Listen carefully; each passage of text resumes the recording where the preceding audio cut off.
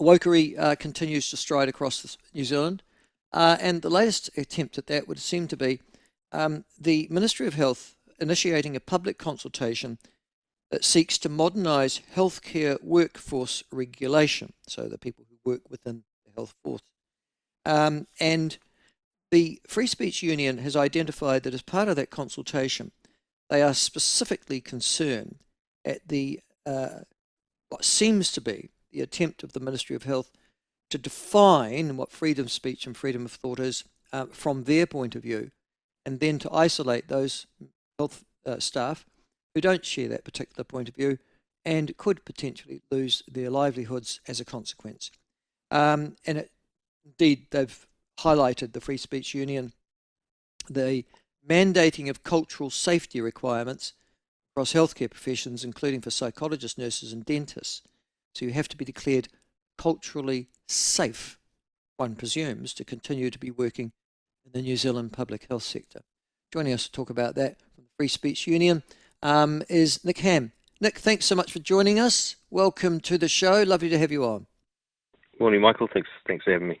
You've heard my introduction. I'm interested in why you think the Ministry of Health requires this consultation at this time. Do you think for cultural reasons or for clinical reasons? In other words, they want to improve the standard of healthcare in this country, or they want to improve the ideology? Yeah. I would like to think that they're wanting to improve the patient-centered focus. We want to give them the benefit of the doubt.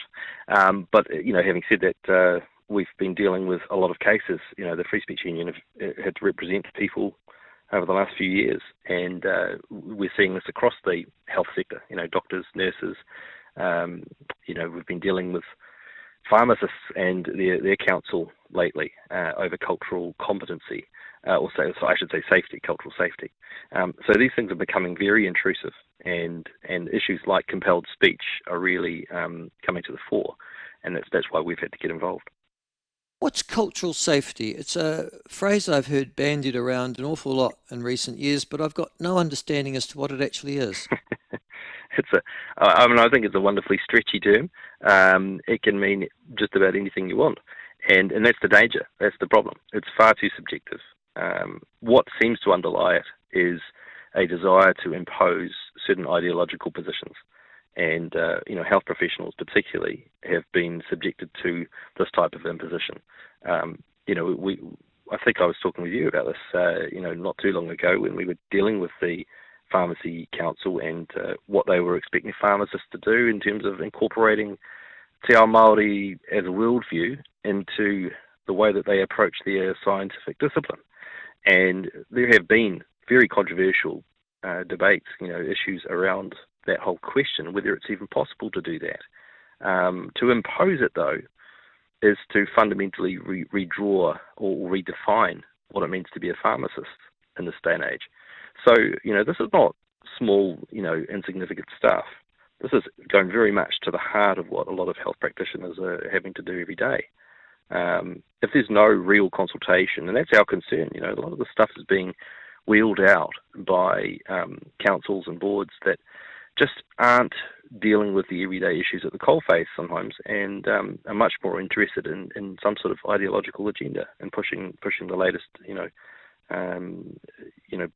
buzzwords and ideology. Yes, there are so many levels that you could challenge the particular concept of cultural safety, but I might just go back to the Medical Council of New Zealand, who define cultural safety, quote, as the need for doctors to examine themselves and the potential impact of their own culture on clinical interactions and healthcare service delivery. And the suggestion is that this definition is relevant to all healthcare providers. And so you have to examine yourself for your own beliefs, bias and attitudes towards other cultures, and then presumably come up with a series of actions as a consequence of examining yourself before you can be declared culturally safe. That seems extraordinary, doesn't it? And obviously that would seem to lead to a totalitarian belief that there must be a set of principles, ideologies, beliefs that you have to believe to be accorded as a culturally safe person to work in the health sector in this country. Yeah, absolutely. I mean, we're really concerned that this has gone from whether you understand someone's context, which is important if you're a healthcare professional. I mean, understanding where your patient's coming from, who they are, the things that they consider important and what makes them tick. I mean, that's part of being a good doctor or nurse or whatever you do. But the difficulty here is that what people are really wanting to impose from the top down is essentially an imposition of certain types of cultural beliefs and views, and so it's not just appreciation or understanding where someone's coming from, but it's actually largely sort of a move towards compelling people to adopt some of those positions that people hold if they come from a particular minority group. And if people want to voluntarily do that, they can do that, health professional or not. But we're concerned that this is just an imposition of a particular ideological viewpoint, whether it's a religious one, a cultural one. There are different ways and different values that can be imposed here. But the question we want people to come back to is this actually about patient-centered care? That's where the health system should be focused. The clinical focus should be the key thing here. And we've emphasised that in our submission to the Ministry of Health over this consultation process. Yeah, because the thing, you're making the clear distinction between clinical safety, which is if I've got a Maori patient, for example, and the whole idea that all Maori think the same way does my head in. But there you go. Or I have a Pacific Islander from a various thing. It would be good to know a little of their culture so that if I am their GP, for example, I'll understand that my communication can be much more effective in terms of the clinical operation I bring to bear. But they're not suggesting that, are they? They're going the one step further, which is, or more than one step further, essentially.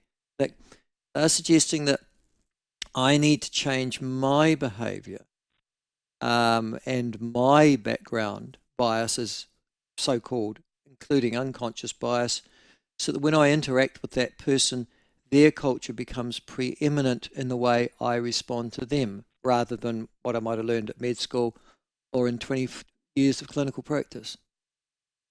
Yeah, and we're not just talking about things like, don't sit on a table because that would be offensive to many, practitioners of Māori tikanga. We're not talking about taking shoes off at the front door or whether you leave your shoes on.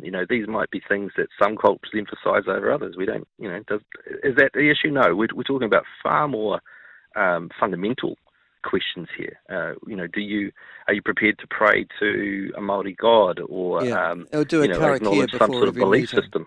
Yeah, exactly. Yeah.